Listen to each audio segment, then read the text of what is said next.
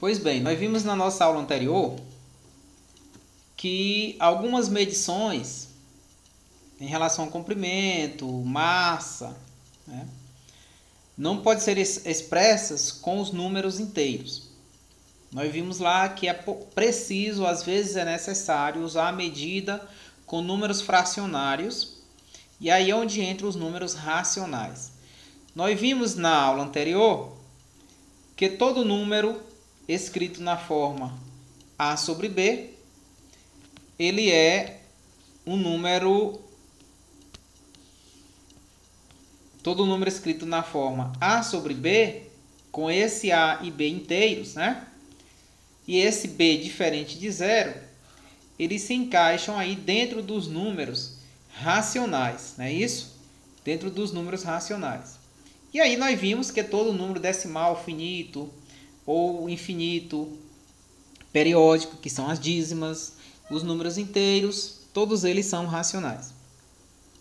Mas aí tem alguns números que não podem ser escritos na forma de A sobre B, porque às vezes representa números infinitos e não periódicos, né? Decimais infinitos e não periódicos. Às vezes já vindo na forma decimal, outras vezes em forma de radicais ou símbolos, né, bem conhecidos dentro da matemática.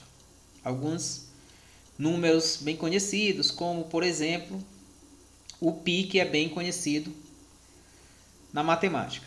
Então, né, em estudos, os pitagóricos, que eram discípulos do matemático e filósofo grego Pitágoras, eles descobriram que a medida do comprimento da diagonal de um quadrado de lado unitário não podia ser expresso por um número racional.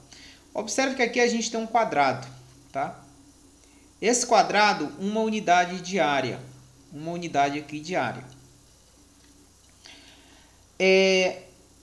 Pelo teorema do próprio Pitágoras, né, chamando isso aqui de A, esse lado de B e esse de C, considerando aqui como é um quadrado, aqui a gente tem um triângulo retângulo, né? Então nós temos pelo próprio teorema que A ao quadrado mais B ao quadrado é igual a C ao quadrado. O que isso quer dizer? Aqui eu tenho a diagonal, mas considerando a diagonal do quadrado, mas considerando o triângulo retângulo, eu tenho aqui a hipotenusa, que é o maior lado, né? Então, pegando esse lado e esse, a soma deles dois, como eu tenho aqui uma unidade de área, eu vou usar que A é igual a 1 e que B é igual a 1. E invertendo aqui a posição, os membros da expressão, eu vou colocar assim: C ao quadrado é igual a ao quadrado mais B ao quadrado. Assim, C ao quadrado é igual a 1 ao quadrado mais 1 ao quadrado. 1 ao quadrado é 1, né? Então vai ficar 1 mais 1. C ao quadrado vai ser igual a 1 mais 1, que dá 2.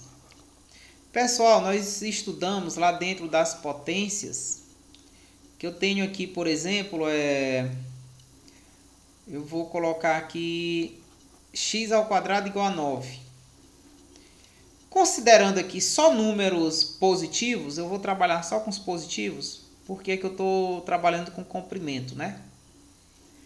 Se aqui, digamos que aqui fosse uma área que eu quisesse calcular, e eu tivesse esse Azinho e esse Bzinho representado aqui por X, por exemplo, e eu tivesse que, envolvendo comprimento, seria números positivos. Então, qual número que é elevado ao quadrado dá 9? Eu posso botar aqui, olha, 3 ao quadrado é igual a 9. Mas eu poderia fazer assim. Uma expressãozinha que vocês vão ver dentro do 9º ano. Se x ao quadrado é igual a 9, eu posso pegar esse quadrado e transformar em radical, tá bom? Porque é como se eu fizesse aqui, em ambos os membros, eu posso trabalhar com essa ideia, olha. porque nós estudamos aí as raízes, não foi a radiciação. Observe que se eu jogar raiz em ambos os membros, esse lado eu posso cancelar o 2 com o radical, né? Então fica aqui raiz de 9, tá bom? E aí, quem é a raiz de 9? A raiz de 9 é 3, então x igual a 3, tá? Nesse caso, aqui foi só um contra-exemplo, tá certo? Mas aí a questão é, nós temos aqui que c ao quadrado é igual a 2. Esse x ao quadrado, esse x está no lugar de c, é igual a 9. 9 é um quadrado perfeito, ele tem raiz quadrada, que é 3, tá? Mais 2. 2 é um número quadrado perfeito? Quem são os quadrados perfeitos que nós estudamos? É 1, 4, 9, não é isso? Então, 2 ele não é um quadrado perfeito. Então, tirando aqui, então, esse 2, ele não é um quadrado perfeito. Mas, usando aquela ideia, o que que acontece? A gente jogando aqui as raízes, eu posso cortar, então vai ficar c é igual a raiz quadrada de 2. Pessoal, por mais que a gente tente aproximar, nós não vamos encontrar um número racional qualquer, mesmo com vírgula e tudo, que multiplicado por ele mesmo dê 2 exatamente. Então, a raiz quadrada de 2, é um número, né, de aproximadamente, a gente trabalhando com duas casas, 1,41. Mas aqui existe infinitas casas, tá? Infinitas casas decimais. E o melhor, não tem um período. Não vai estar repetindo, tá certo? Então, assim, a raiz quadrada de 2, se a gente fosse pegar, ela vem com uma aproximação, raiz quadrada de 2, ela vem aproximadamente 1,14, 15, 92, 65, e aí segue infinitamente. Sem nenhum período, sem nenhuma repetição regulada, tá? Para que se encaixe na dízima periódica. Então, como ele é um número decimal infinito não periódico, ele não é um número que pode ser escrito na forma A sobre B, tá certo? Não pode ser escrito nessa forma, A sobre B. Então, como ele não pode ser escrito nessa forma, ele não é um número racional, ele não pertence ao conjunto Q. E daí vem o conjunto dos números irracionais. Conjunto dos números irracionais são aqueles números que não podem ser escritos na forma A sobre B, tá? Diferente dos racionais. Os racionais podem, os irracionais não podem, tá? E aí existem infinitos números irracionais. Todas as vezes, todos os radicais que não têm raízes exatas são irracionais. Por exemplo, raiz quadrada de 3, raiz quadrada de 5, raiz quadrada de 10. É uma série de números que não têm raízes exatas e entram como conjunto dos números irracionais, porque não pode ser escrito na forma A sobre B. E aí, esses números que não podem ser escritos na forma A sobre B, representando algumas determinadas medidas, é que foi necessário estabelecer um novo tipo de número. E aí são os números irracionais. Os números irracionais são esses que não podem ser escritos na forma A sobre B, que significa que eles não são racionais.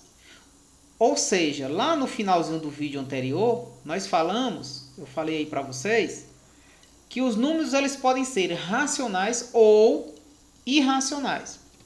O número não pode ser as duas coisas ao mesmo tempo, racional e irracional. Ou ele é racional ou irracional, desde quando ele seja um número real. Nós estamos estudando os conjuntos numéricos e nós estamos chegando aqui próximo da formação do conjunto dos números reais. Aí, diz, por exemplo, né, o cálculo desse número, 357 dividido por 999 e raiz de 3, realizado com auxílio de um programa de computador, ele chega, né, a essas proximidades aqui. Essa divisão, por exemplo, né, chegou aqui infinitamente, aqui, olha, infinitamente. Tem aí várias casas, ó, 357, 357, 357 e aumenta aqui infinitamente. A gente vê que aqui é um número que ele é escrito na forma de fração. Aqui está a fração dele, né? A fração desse número aí, que nós podemos chamar de fração geratriz, é quem? 357 sobre 999. Então, aqui é a fração geratriz. Você observa que nós temos aqui o período 0,333. Aliás, 0,357. E não tem antiperíodo e a parte inteira é zero. Como são 3 elementos no período, ficou os 3 9, como indicado no vídeo anterior.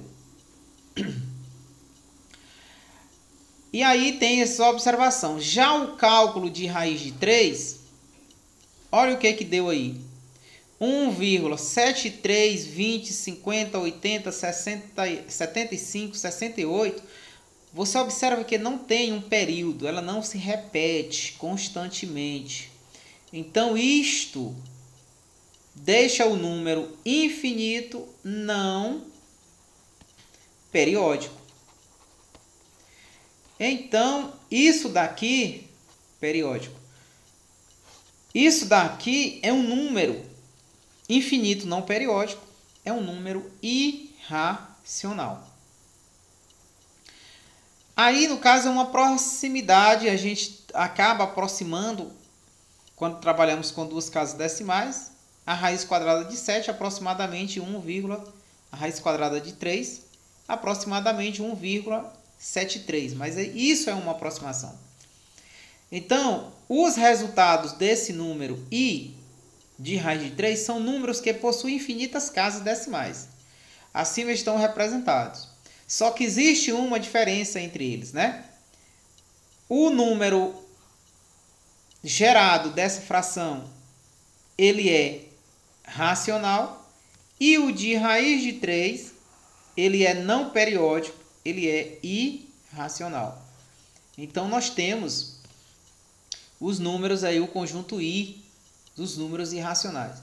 E aí vocês observam que neste caso, Q é diferente de que não está, aliás, que não está contido em i e nem contém também, não é isso? Ele também não contém i. Eles são conjuntos, números diferentes. Eles se diferem totalmente, tá certo? Mas aí tem uma coisa importante.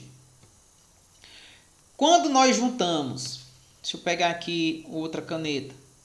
Quando nós juntamos o conjunto Q mais o conjunto I, isso sim, eles formam o conjunto dos números reais.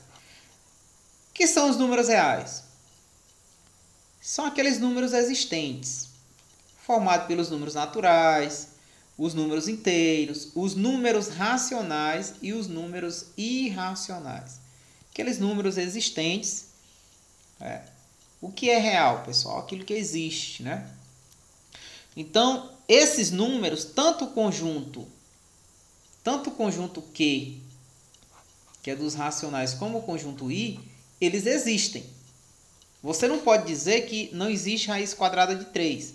Não existe raiz quadrada exata de 3. Assim como não existe raiz quadrada exata de 2. Mas a raiz, ela é aproximada. Ela é infinita, né? Então, existe, é real. Não existe, é exata.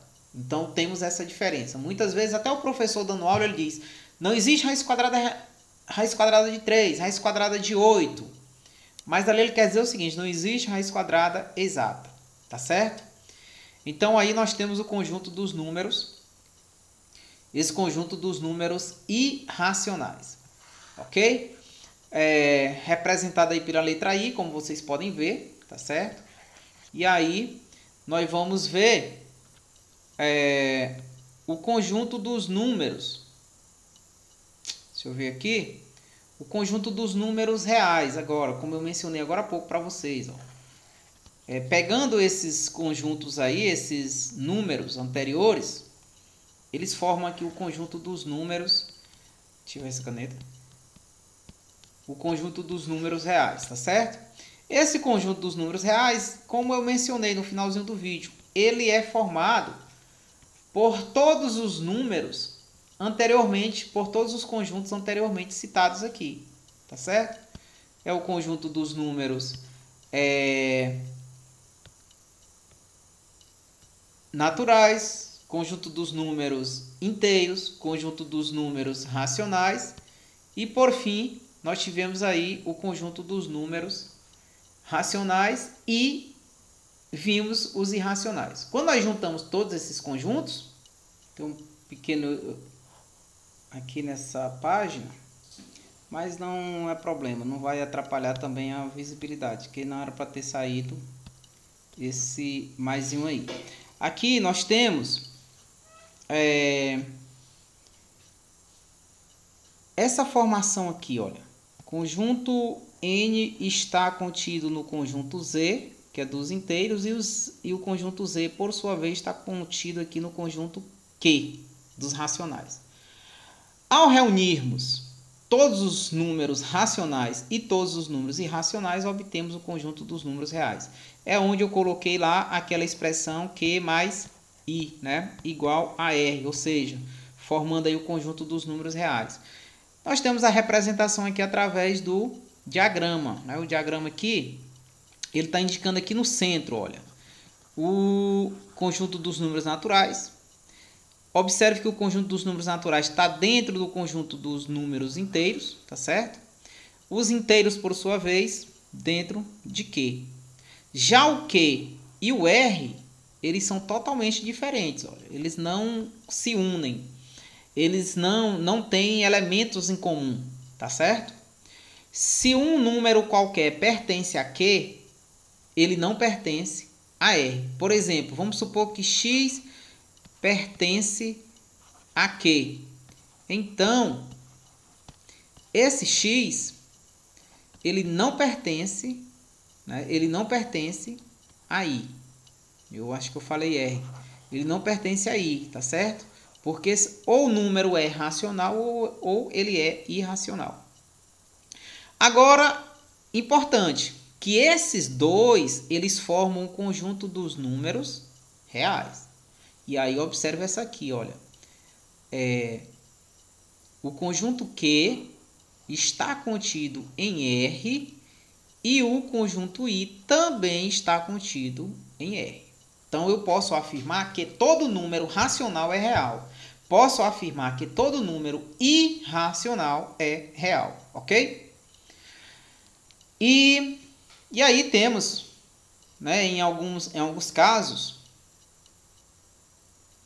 em algumas situações é necessário excluir o zero dos conjuntos numéricos. Para representar o conjunto excluindo o zero, utilizamos só o asteriscozinho. Você pega o asterisco e exclui. Por exemplo, aqui eu tenho o conjunto dos números naturais, né, positivos, conjunto dos números naturais excluindo o zero, nesse caso, olha. Conjunto dos números inteiros excluindo o zero, exceto o zero, porque está aqui asteriscozinho, tá certo? Conjunto dos números reais, excluindo zero, tá certo? Então, na hora de você representar um conjunto, quer excluir o zero dos naturais, por exemplo, só o asteriscozinho. Aqui, no caso, seria 1, 2, 3, reticência, infinitamente. Diferente desse conjunto. Esse conjunto aqui é 0, 1, 2, 3, reticência. Então, os conjuntos, para serem iguais, eles têm que ter todos os elementos. um do outro. N asterisco é diferente de N. Ainda, falando aqui um pouco de conjuntos dos números reais, eles podem ser representados na reta.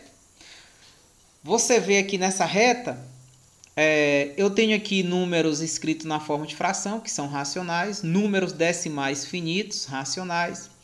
Eu tenho o número inteiro negativo, eu tenho o número natural, considerado também inteiro, e ele é natural e ao mesmo tempo racional, tá certo?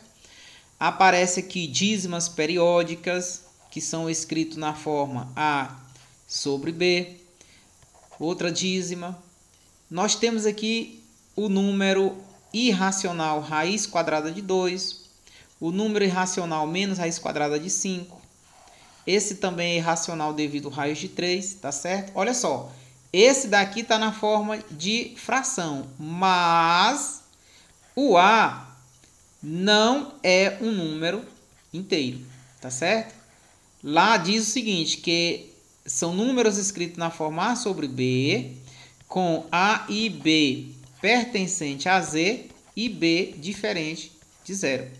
Então, não é porque que eu tenho uma fração que ele é racional. Eu tenho que observar se A ou B, ou seja, numerador ou denominador, pertence ao conjunto Z, conjunto dos números inteiros. Então, todos esses números, quando colocados, eles formam aí a reta real. E aí podemos ainda destacar essas observações, eu gosto muito, dentro de provas teóricas, às vezes acontece, tá? Ao adicionarmos, subtrairmos ou multiplicarmos dois números reais, o resultado também é um número real. O quociente da divisão de um número real por outro número real, diferente de zero, também é um número real. Sempre dentro dos reais aqui, não foge. A raiz quadrada de um número real positivo, olha só, raiz quadrada de um número real positivo. Esse positivozinho aqui é muito importante. É um número real, porém, a raiz quadrada de um número real negativo não é um número real. Não existe número real que elevado ao quadrado dê sempre, aliás, resulte em um número real negativo. Por exemplo, raiz quadrada de menos 4. Isso aqui não existe dentro dos reais. Por quê? Porque não existe um número que elevado ao quadrado dê um número negativo, dê menos 4, tá certo? Nós vimos lá nas propriedades de potências estudadas anteriormente que quando a base é negativa, elevado ao quadrado dá sempre positivo. Menos 2 elevado a 2 é menos 2 vezes menos 2. E menos 2 vezes menos 2, 2 vezes 2, 4. Menos por menos dá mais, tá certo? Então, não temos em R raiz quadrada de um número negativo. Ah, professor, existe? Isso aí eu vou deixar mais para frente, vocês vão ver nos estudos futuros de vocês, dentro do conjunto dos números complexos, tá bom? Então, aqui a gente vai priorizar o conjunto dos números reais. É isso, tá? Assista o nosso vídeo, reforce, se precisar assista várias vezes, faça suas observações. Caros alunos aí do 8º ano, né, que nesse momento eu estou lecionando aí para vocês, ministrando aula com vocês, qualquer dúvida, deixe seu comentário, tanto aqui no grupo, tanto aqui no canal, você pode deixar o seu comentário aqui, que a gente vai estar tirando as dúvidas. Como você também pode, lá no nosso grupo de WhatsApp, você pode estar colocando lá suas dúvidas, seus questionamentos, que a gente vai estar, na medida do possível, esclarecendo essas dúvidas. Se for preciso, a gente faz mais algum vídeo. Orienta também a assistir outro vídeo. Tem outro vídeo no nosso canal aí também, falando de números reais, de todos os conjuntos, né? Desde os naturais até os reais, a gente tem uma outra playlist aí, falando desses conjuntos. No nosso próximo vídeo, a gente vai para algumas aplicações do nosso próprio livro didático para a gente estar trabalhando. A outra playlist que tem sobre conjuntos não é seguindo aí o livro. A gente tem algumas aulas no quadro. Vocês podem estar assistindo para estar reforçando os estudos de vocês. Vamos juntos vencer essa quarentena, tá bom? Que Deus nos abençoe. Firme e forte. Até o nosso próximo vídeo.